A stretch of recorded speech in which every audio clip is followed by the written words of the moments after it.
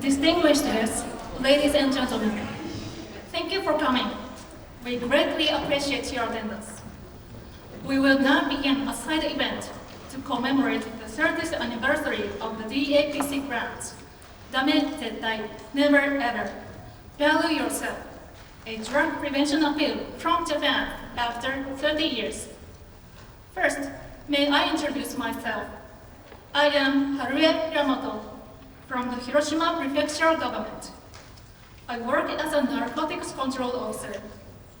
In my work life, I am fortunate to collaborate with the host of this side event, Drug Abuse Prevention Center, DAPC. Now, Mr. Akira Fujino, President of DAPC, will give the opening address. Thank you very much. Excellencies, distinguished guests, ladies and gentlemen. It has been over 30 years since the fundraising by the Drug Abuse Prevention Center started, along with nationwide drug abuse prevention campaigns, which led to donations, grants through the United Nations. This is a landmark event, we feel. We hope to create a new innovative approach for the future. Let us begin. Thank you. Thank you, Mr. Fujino. Next, we are fortunate to receive a message from the Prime Minister of Japan for this side event. The Ambassador of the Permanent Mission of Japan, His Excellency, Mr. Takeshi Ikehara, will present the video message. Thank you, Mr. Hiramoto. Good morning, everybody, dear colleagues and friends.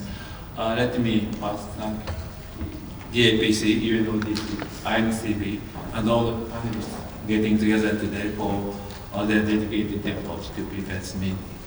Now I'd like to introduce the video message of Mr. Kishida Fumio, Prime Minister of Japan, as the opening remarks of this very important, I believe, event to kick off our discussion.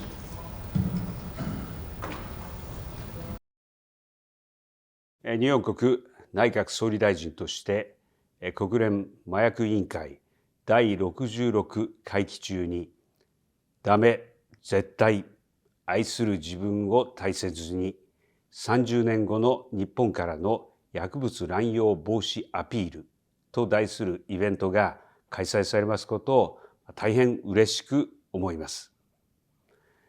薬物乱用防止は世界共通の課題です。特に自国だけでの対応が難しい開発途上国を支援するために日本の麻薬覚醒剤乱用防止センターが中心となって国連支援募金をスタートしてから30年が経ちました。この募金はこれまで開発途上国での延べ数百にも上る薬物乱用防止プロジェクトに役立てられてきました。世界における薬物乱用のない社会環境づくりを目指して日本の人々が世界と手を携える活動として続けられてきたものですあり、この取り組みへの国連薬物犯罪事務所のご協力に感謝いたします。しかし、薬物の乱用を未然に防止する活動や不幸にして乱用に陥った方々に対して社会復帰に向けた効果的な支援を講じていく活動は世代を超えて継続していくことが必要です。本日のイベントでは我が国からの代表を含め各国の若者世代が集まり薬物乱用防止について真摯に意見交換されると伺っています。若い皆さんの英知、自由な発想や想像力を結集して画期的なアイデアが生み出されることを期待しています。共により輝く未来のために頑張りましょう。日本政府はこの分野においても国際社会と密接に連携してまいります。最後になりましたが、本イベントが薬物乱用防止活動の進化の一助となることを心から記念して私の挨拶とさせていただきます。I thank Prime Minister Kishida for his message and thank you all for your attention. The Prime Minister emphasized the value of continued effort and the power of the younger generation. And in this context, let me stress the importance of engaging with civil society and large stakeholders to tackle the world drug problem, including prevention of drug abuse. Today we'll hear a lot about many good practices, challenges, and lessons learned from various communities all around the world in their fight against drug abuse. And I believe that we can learn a lot throughout our exchange today in order to more effectively address the problem that threatens well-being of our community and civil society. So thank you so much, and I wish you a very good, engaging, fruitful discussion today. Thank you. Thank you very much.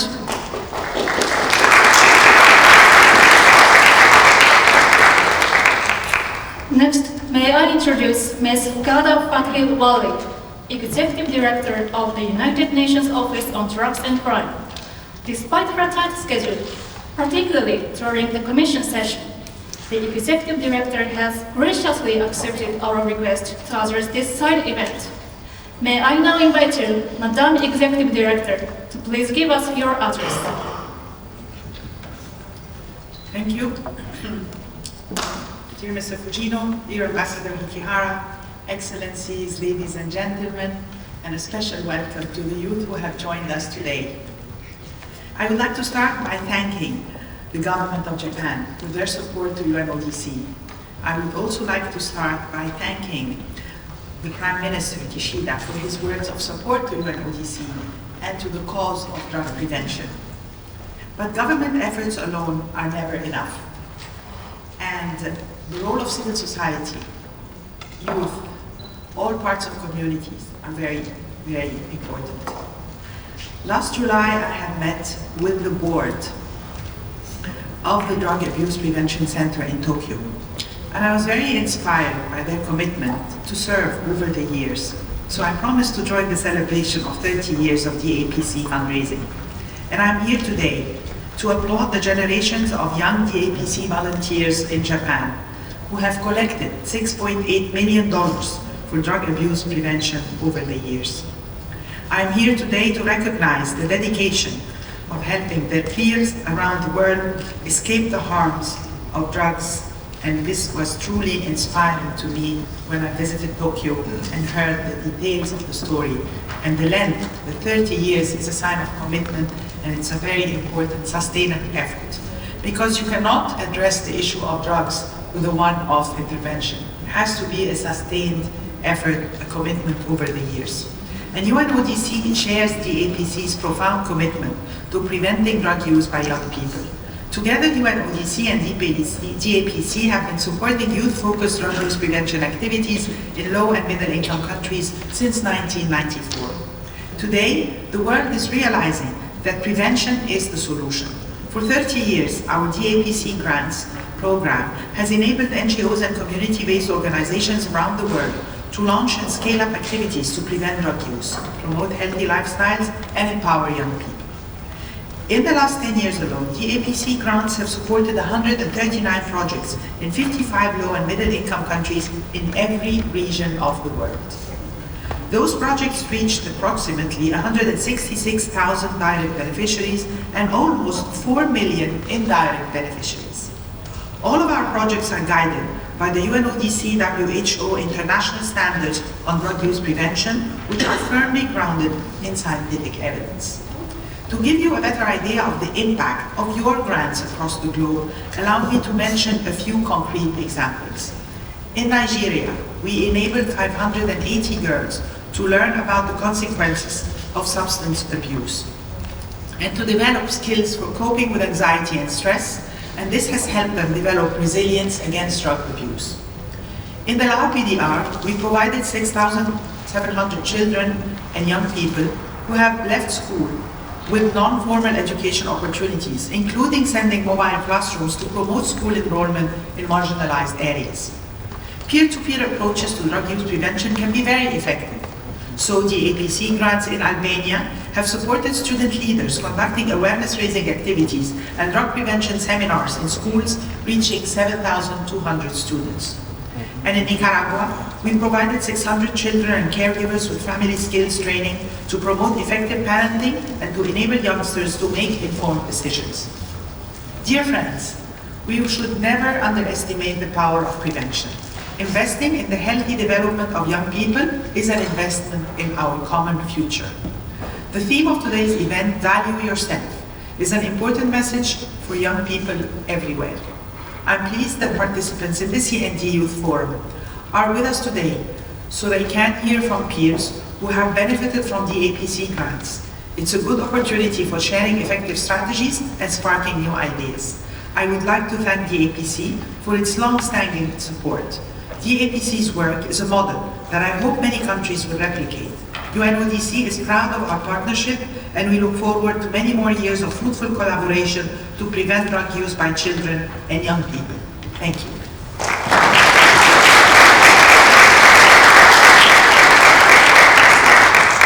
Thank you very much, Ms. Foley.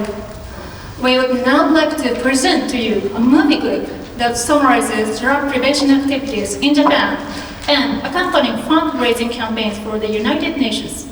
So, let us take a look.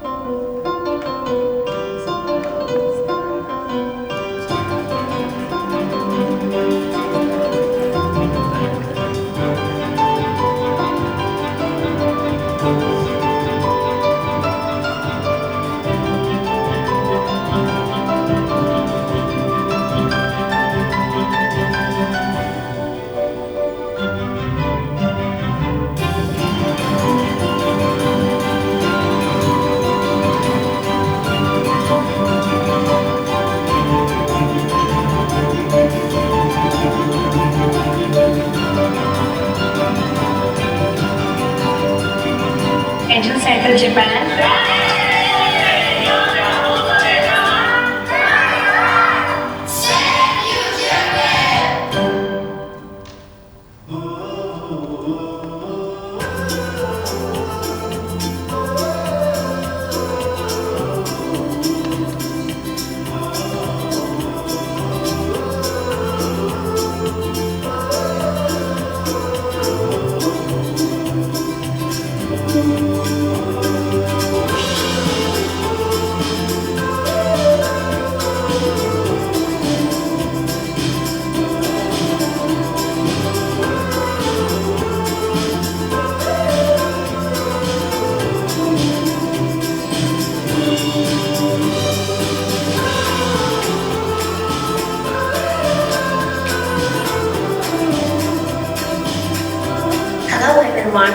We would like to share with you our thoughts and experiences in preventing recreational use of drugs. Let us think together.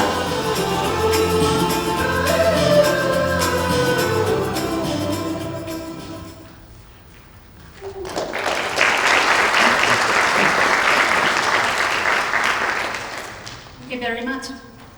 Next, we will hear the President of DAPC, Mr. Fujino, present his commentary on essential considerations we need to make when addressing those issues we face today. So, I now turn to Mr. Fujino.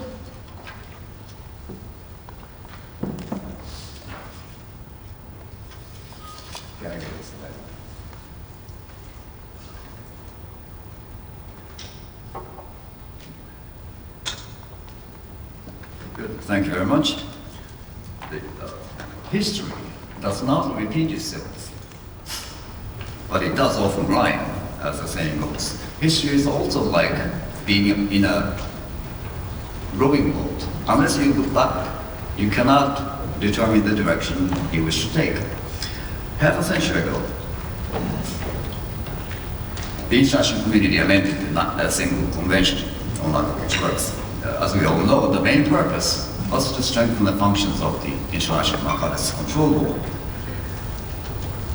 The 1972 protocol also amended one particular article, Article 38, initially entitled Treatment of Drug Addicts. It merely spoke of treatment and rehabilitation. It was then amended to say measures against the abuse of drugs. By that, the international community expressed its firm view that we must first give special attention to prevention and take all practical measures. The amended article then provides for the early identification all the way through social reintegration for those that unfortunately fell victim to drugs. We must now, I think, recall the will which the international community expressed half a century ago. A colleague of mine from Hiroshima, then Alliance member, once told me that if used for non-medical purposes, drugs are like pocketable weapons of mass destruction. And I think it is indicative of the intrinsic nature of drugs. We need to think out of the box. Each country has different circumstances, different issues, and different challenges. And yet we must always return to prevention. We need community support, we need community resilience, and we need to involve youth. Crimes will never disappear from human society, and yet we must continue crime prevention efforts. Likewise, we must continue our drug prevention efforts. In the mid-1980s, when the DAPC was being established, I went on a mission to Japan as a UN staff member and met with the founders of the DAPC.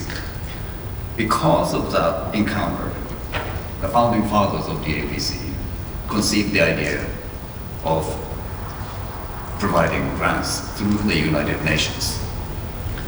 3 decades later, we're here today with you to look back into history and to look forward together. And towards the end of the side event, we have a proposal to make. But let us first hear the groups from 5 countries, especially selected for this side event. And at this juncture, I understand the executive director's presence is needed elsewhere shortly afterwards. So prior to that, I just wanted to thank you again for talking with us last summer and then for your continuous support. I'm the one who should be thanking you actually, and I'm here to thank you and thank all the friends back in Japan who have supported this effort. And if I have to miss the presentations by youth, colleagues will be here, and I will be looking at the presentations later. I have to go to another side event, but I really appreciate a lot this work, and I hope that in 30 years it will be celebrated, a 50 year and a 60 year. We will not be here, but I hope that those who will be here will continue to celebrate and recognize this effort. So what I would like to tell you is Dam Zetai, never give up.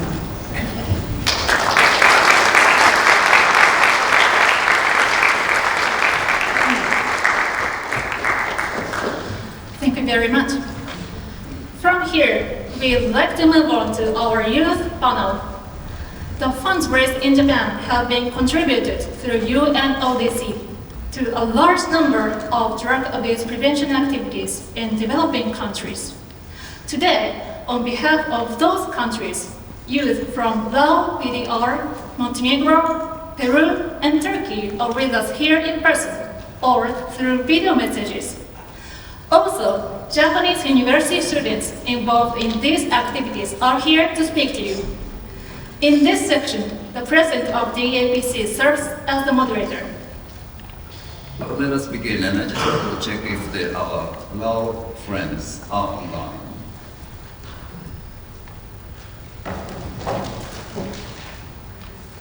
From Lao PDR, Friends International. This organization is representing South and East Asia and Pacific. Now I see our colleagues online. Please proceed. Without the video message. Hello. Yeah. Hello, my name is Kiet Son from Friends International in Laos. I'm going to present about the Preventing Substance Use Through Education initiative in Vietnam, Laos that we received a grant from the APC.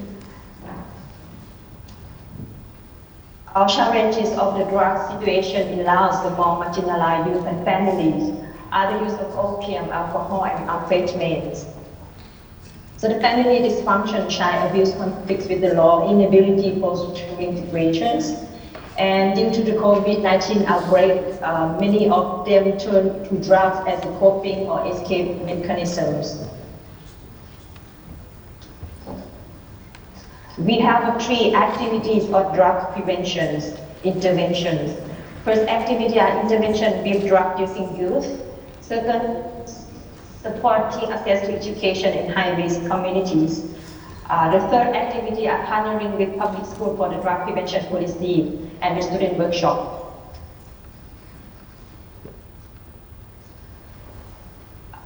First activity of drug intervention with youth. Our social work will provide needs-based services, psychology, social counseling, life skill, future planning, case management, access to education, and resource training.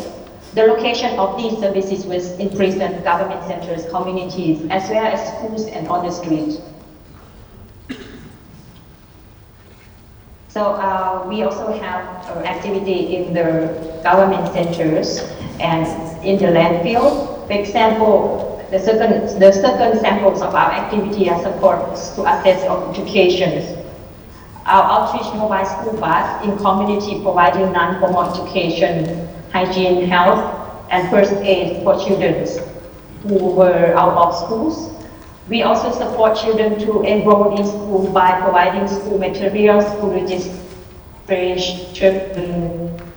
and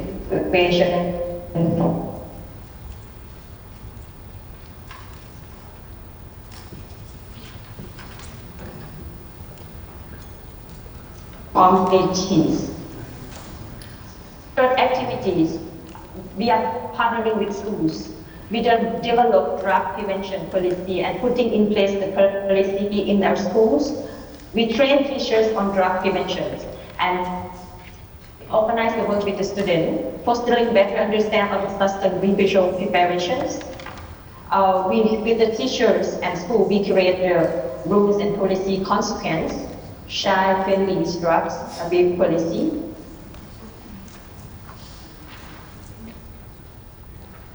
Later on, we see the pictures that we organize workshops in schools.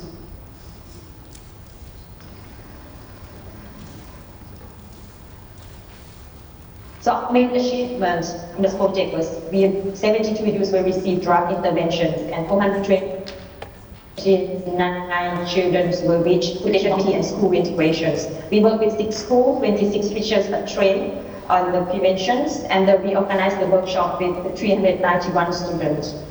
Here are the pictures of our workshops that we organize in schools.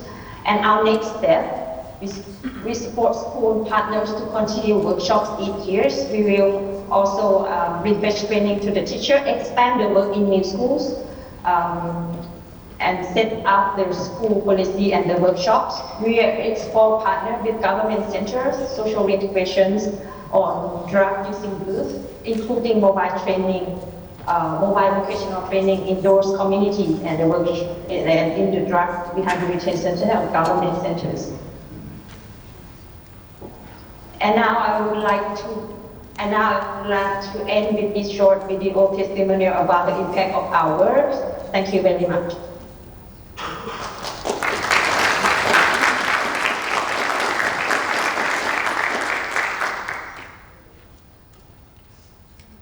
Now we see the video from our video.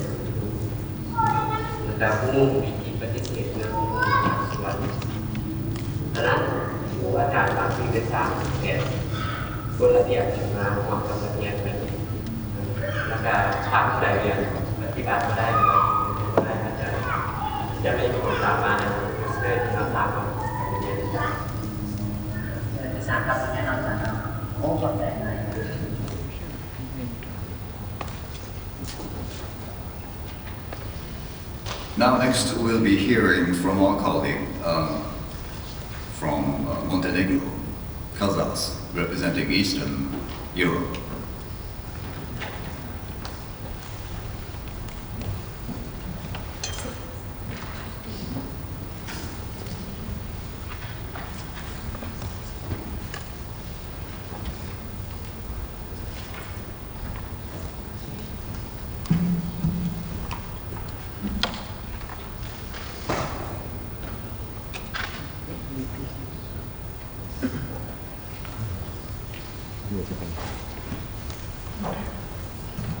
Ladies and gentlemen, good morning. My name is Sanja Šišević and I come from NGO Cazas, Montenegro. I'm program director there and it is my honor to be here and present the program that we implemented in Montenegro back in 2019 and 2020 and supported by the APC, and it's finally nice to see people behind all these emails. So the project that we conducted, Empower Youth, was focused on improving prevention of substance abuse among youth, through improving policy and legal framework to ensure effective prevention among youth, but also through strengthening skills and empowering young people with evidence-based approach. The basis of everything what we have done have been international standards on drug prevention among youth, which means that each of the activity has been based on developed models of prevention. First segment of the project were 15 working sessions on development of social-emotional skills among 46 high school pupils or students. Within this session we were working specifically with each of the participants of the session on developing self-awareness, self-management, social awareness, relationship skills, and responsible decision makers. There is a specific developed curriculum for this, so that during 15 working sessions, young people actually have, after a few weeks, skills that they developed in order to become resilient to drug abuse. Another component was focused on parents' councils and work with them, because in Montenegrin schools, parent councils are those who adopt the activities that are going to be implemented in schools. So we wanted to educate them more about skills and the importance of evidence-based implementation programs in schools, which means that if you see all of this happened during COVID, so it was quite challenging to gather them in a safe environment. Second or third component have been discussions with education stakeholders and leaders. We were targeting here teachers, directors of the schools, experts that develop education programs and prevention programs within the schools, and we needed to do this online because it was during COVID, but what we have done with them is round tables and panels in which we presented standards and in which we presented actually effective school policies and gave guidance towards how school policies in Montenegro should be actually improved. All young people were taking part in both sessions, but also these events, and since we wanted them to actually train even more the skills that they developed, they actually conducted a youth campaign and they were awarded financial support to actually conduct campaign within their school and within their communities. So what you see on screen is something that was developed by young people. These are fiber stickers, the photos that you see, but these are also workshop cards, education cards, and young people developed with the support of the psychologist. They developed education cards so that later on peers can train themselves on drug prevention in their schools, which means that even now they're using these education cards to actually conduct activities. The cards work in a model that on the photos you see basic, how to say, elements of or basic notes or slangs regarding the peer pressure, school pressure, regarding some challenging moments of the young people, and on the back you see the explanation and some advices developed by psychologists how to proceed with this. As you can see, besides online campaign that was conducted through our social media and traditional media, we developed Viper stickers, education cards, but also many video materials which I did not put because of the time limitation in the presentation, but they are available on our YouTube channel, and those video materials promote healthy habits, and as you see we have reached around 20,000 of young people in Montenegro through these activities, and even though our target group were high school students or late adolescent students, within this we managed to even reach primary school students and youth adults. So as this appeal from today stated, value yourself, we will stay committed towards valuing and empowering young people to value themselves and their health. So Empower Youth for Health is actually what is going to be continued in our everyday work. And if you have any additional questions, be free to contact us, and thank you very much for your attention.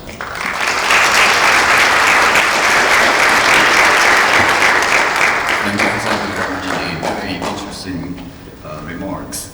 Next, we will be welcoming Cedro, Peru, representing Latin America and Caribbean. Thank you.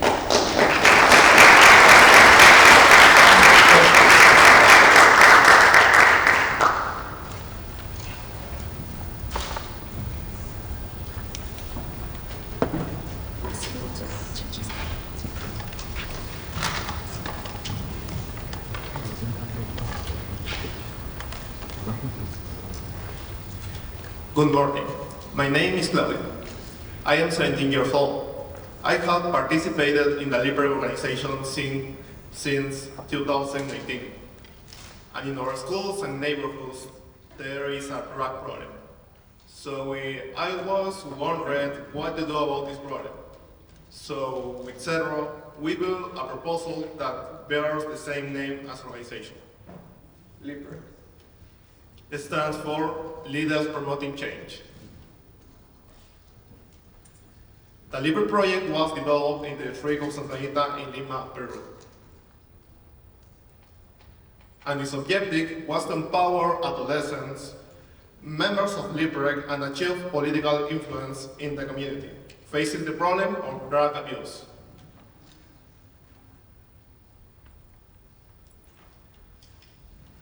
Among the achievements of the project, we have 45 adolescents for the LIBER organization consolidated as drug abuse prevention agents in our community. And as a result of the various actions of the project, 2,231 people received information and education on drug abuse prevention. Also, the members of the LIBER organization were recognized by different institutions and organizations as leaders who work in favor of our community. And commitments were achieved from local governments.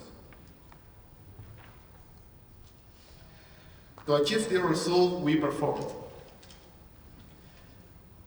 21 training workshops in drug abuse prevention, empowerment, social skills, body expression, and network management for LIBER members. 33 prevention sessions directed at the students, 12 mass actions, preventive fairs, murals, and inter-school drawing and painting competition. 3 preventive meetings in Santa Anita and Lima with the participation of youth organizations preparing preventive action proposals that were delivered to the local authorities. In addition, communication activities were carried out and prevention sessions aimed at parents and teachers. And there were some challenges such as conciliating study and work schedules with project activities. Challenge we overcame through the distribution of responsibilities, forming work commissions and implementing different shifts.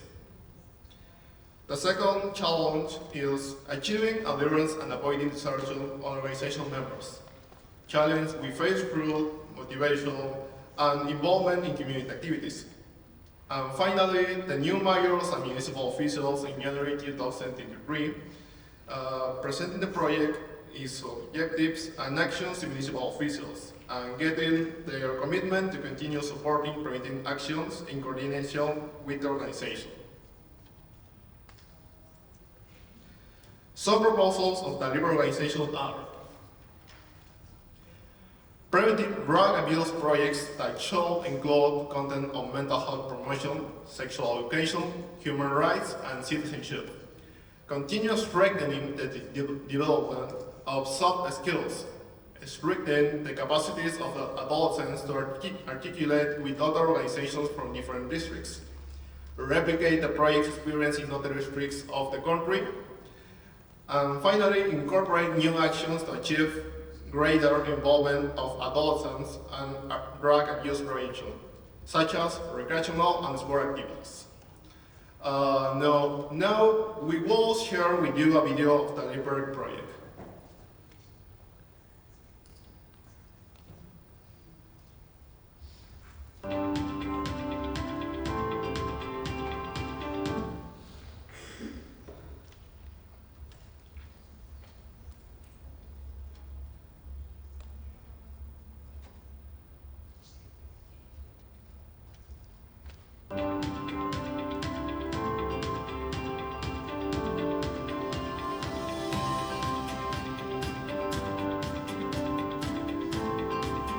It was a unique and different experience since we could get to know the leaders better and work together on drug prevention.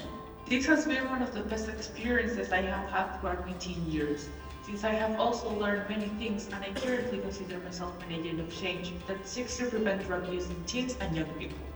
We have also learned about the types of drugs that exist in our country, how they are classified, what effects do they produce, and what we can do so that more teens and young people avoid consuming these substances that are very harmful to them.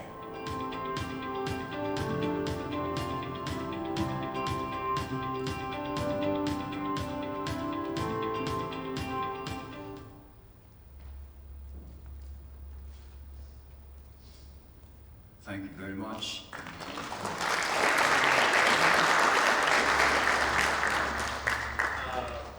We are happy and grateful to several UN, ODC, and DAPC for the joint implementation of this project, and to the National Commission of Development and Life Without Drugs, the VIDA of Peru, for this invitation. Thank you very much.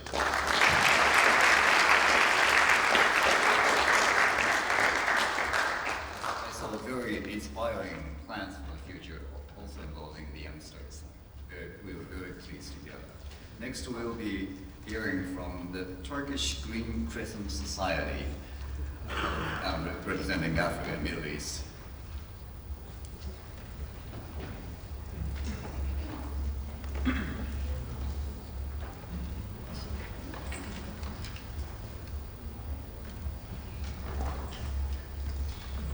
Hello, Excellencies, distinguished colleagues and guests. It's Merve from Turkish Green Crescent as assistant specialist. I'm working there. First of all, I want to thank UNODC and the APC to giving chance me to talk about our project. In my presentation, I will talk about objectives and containments of the project, successes and challenges of the project. Our project name is Peer Training Program. We aimed with this project to reach the motto of a healthy life, healthy youth and free from addiction. We aim to contribute to increase of fighting skills against possible negative situations by showing a common attitude, negative risks. Also, we aim to invite new members to university, young Green Crescent clubs. It's very important for us. Increasing peer-to-peer communication with trainings have a big role in our project. Under this project, we make meetings with the project team weekly. We make this project in the region of the Van Yusunjil University Young Green Crescent Club activities under this organization. Also invite new members to Young Green Crescent Club is the most important activities in this project. Also, we make some visibility activities and promotion of the project. We make 10 peer education practitioners provided TBM training to 5,015 people with this project. We make young youth camps under this project and some workshops. I want to talk about successes of the project. We reached and increased the skills of 5,015 university students and we improved their skills, awareness levels and were increased. Consciousness and awareness levels were increased with the fight against addiction training given to 100 university academic and administrative staffs. Green Crescent areas of activity in the fight against addiction were introduced and new members were recruited to the Young Green Crescent clubs. We have some challenges by continuing our project. The physical distance between the trainers and experts is sometimes be difficult. Workshops were held with people who take the Green Crescent addiction activities for the first time. The skill-oriented aspects remains weaker. It's difficult to measure the effectiveness by keeping all impact factors under control because, social problems. The competences of the people may hinder the effective implementation of the program. For the future projects, maybe it's important to measure the change after training longitudinally and to look at its social impact. Monitoring mechanism can be strengthened, maybe it's more effective. It's important to increase motivation and readiness of the volunteer, and it's necessary to analyze the language level of the participants well. Thank you for listening.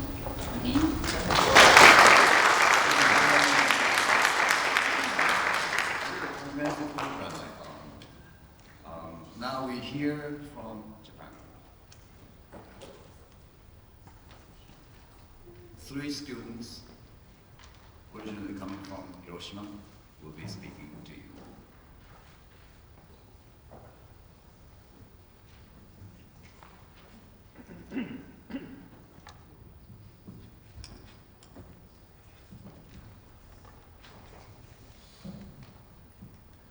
We have learned that half a century ago, even by amending the Single Convention on Narcotic Drugs, the international community expressed its firm view that we must first give a special attention to preventing drug abuse.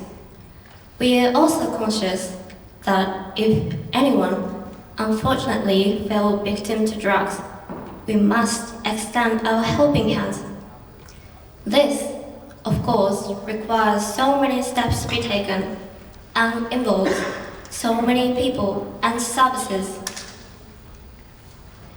On that question, we would like to show you the prize-winning posters created by twin girls of Hiroshima and chosen by the prefectural government. In a sense, they mean, "No way, proud of you saying so. No more, even more so, when you say that. Accurate information, accurate knowledge, our society supports your courage."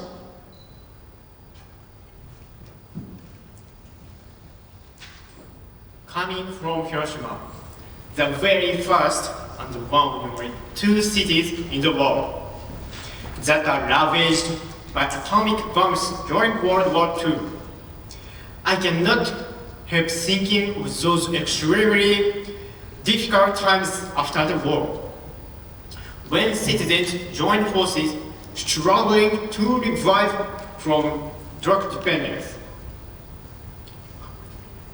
That process resembles the process of recovery from drug dependence, all the way towards social reintegration.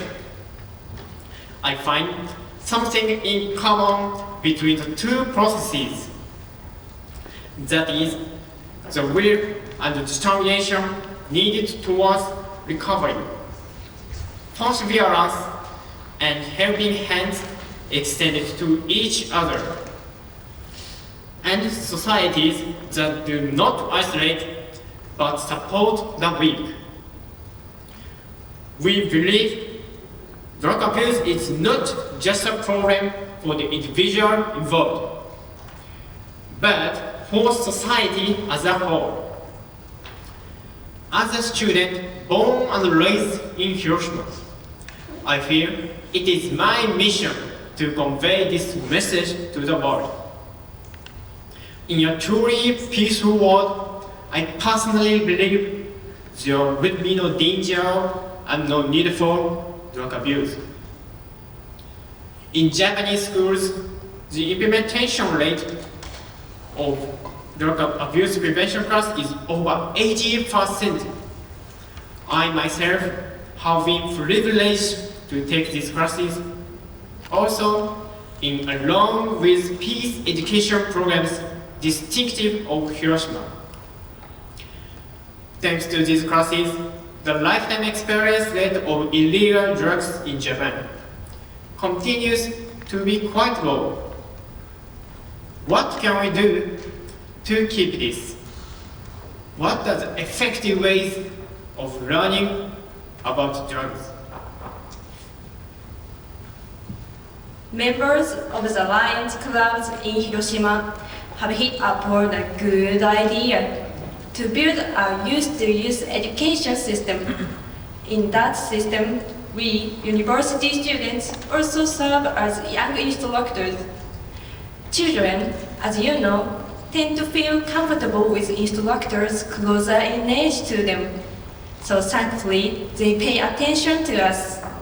This makes us instructors want to learn more and more ourselves and keep gathering accurate, up-to-date information and verified data.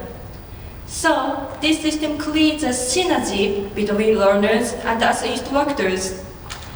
I feel I learned a lot from the members of the Lions Clubs and the prefectural government of Hiroshima, who were deeply engaged in prevention campaigns. They have given me valuable opportunities to interact with children through fun quizzes, discussions, simulation games, role-playing, and to encourage them to speak their minds freely.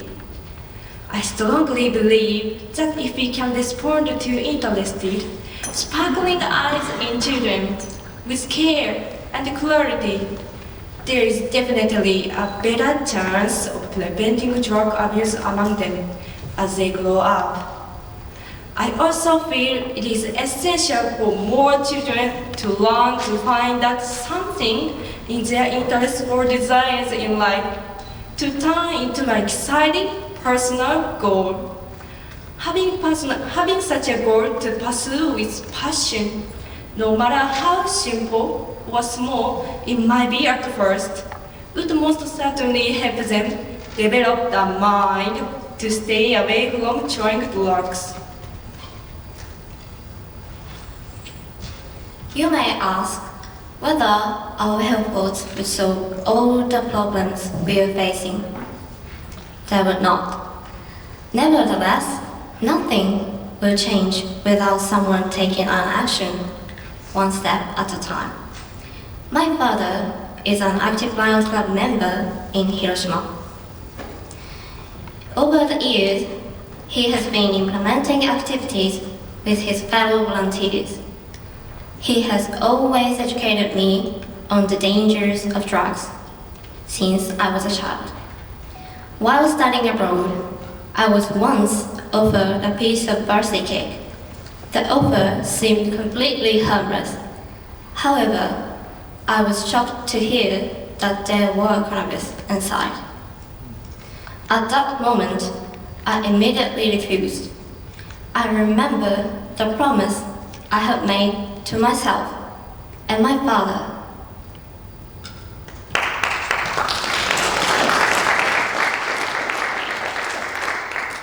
So, we have to carry out where we can make choices, something which we can do for a brighter future. The choice is ours to make. We all have a common and ultimate goal to prevent drug abuse. Bearing in mind different circumstances in each and every country, We are convinced that, particularly among the youth, joining hands together, working together, and moving towards our goals surely lead us to creative and practical means on our road to a brighter future. Thank you.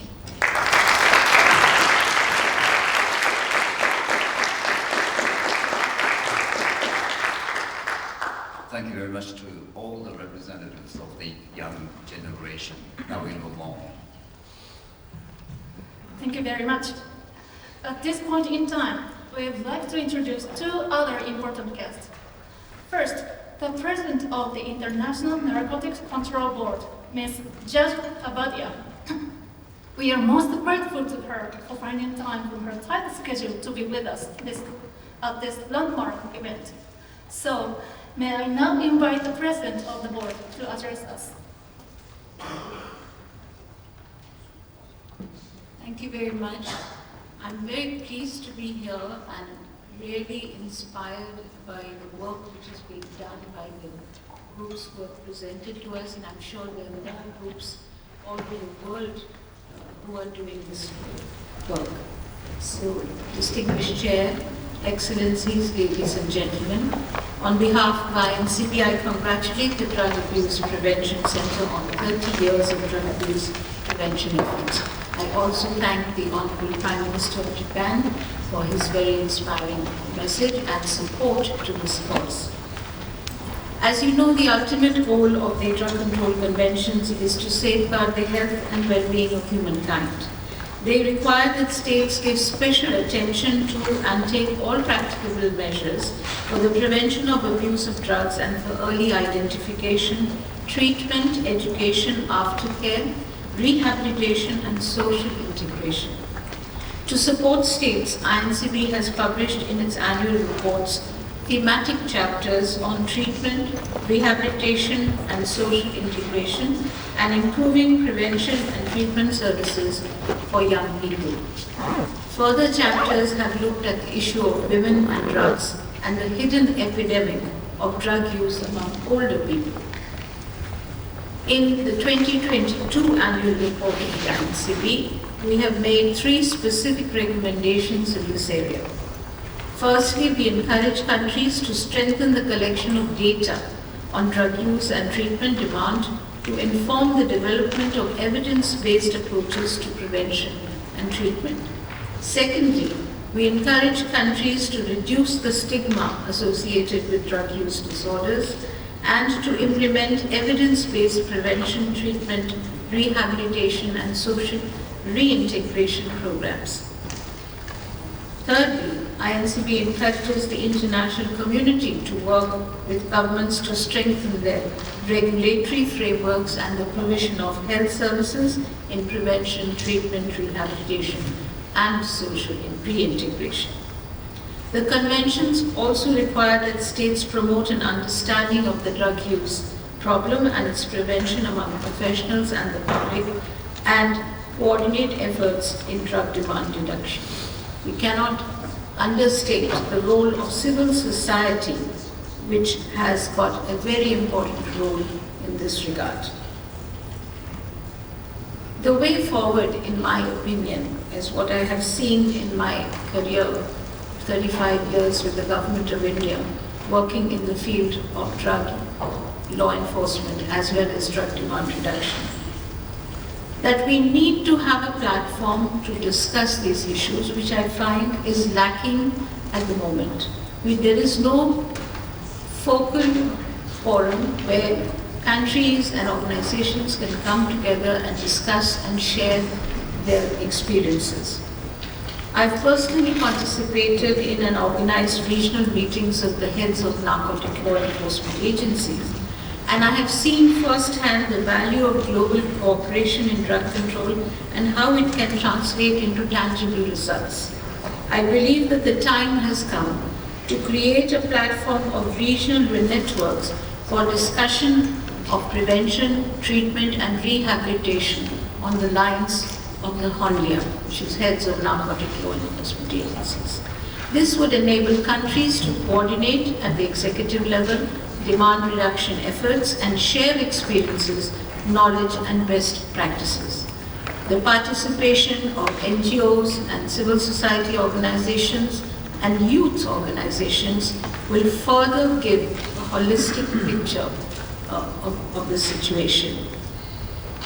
This would also raise awareness among policymakers and give better momentum to better targeted resource allocation in this critical area in the respective countries.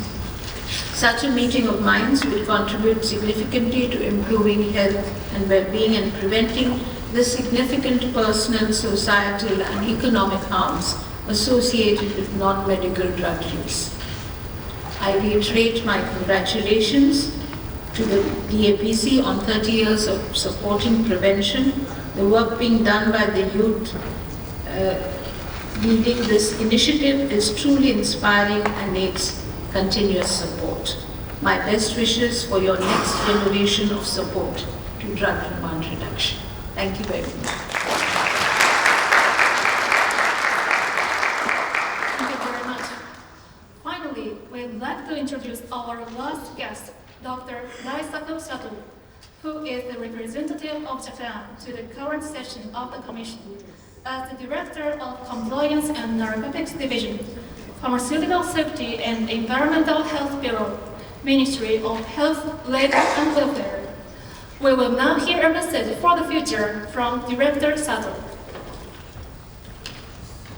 Excellencies, ladies and gentlemen, good morning. On behalf of the Drug Control Program at Ministry of Health Japan, thank you very much for joining us today for this event. Zetai, myself, drug prevention in the field from Japan 30 years. Today, I'm very pleased to see the project developed by the young people in support of PAPC and UNODC.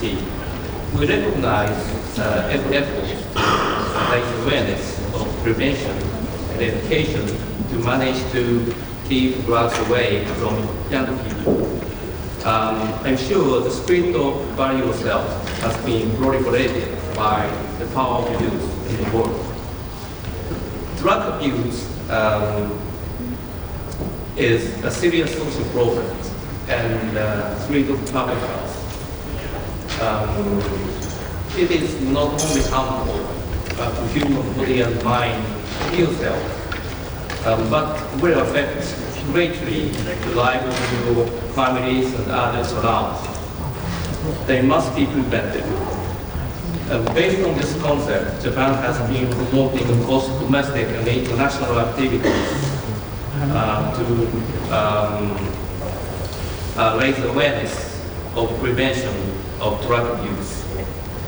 And the DMPC is a center has a leading role to raise fundraising for United Nations prevention program in developing countries.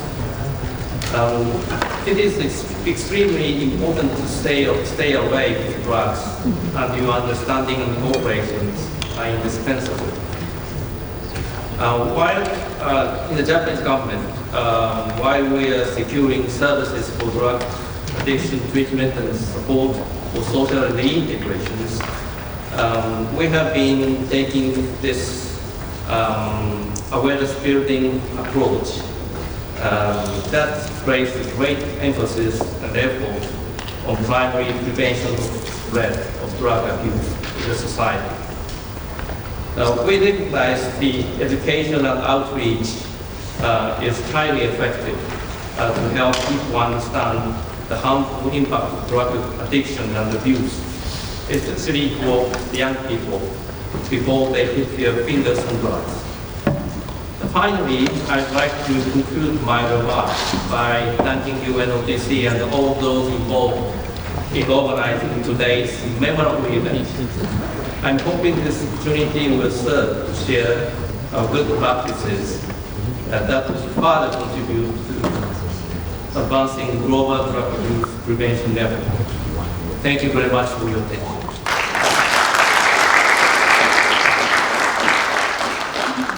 Thank you, Dr. Sato. In closing, I turn to the President of the APC for closing remarks. It was a milestone for us today. Something creative must come out, we feel. As I said earlier, an idea we wish to propose is to create, formulate an informal international platform, perhaps regional forums, to discuss prevention, early identification, all the way through social reintegration and exchange practical ideas. And that echoes what was proposed by the president of the board. I understand that she reads our mind also. Now, we shall be in touch with you to discuss further. And thank you for coming, and I wish you all the best in your future endeavors. Thank you very much.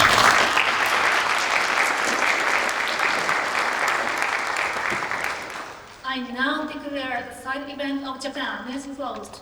Thank you very much indeed for your participation today. May I wish you all the best in your future endeavors. Thank you.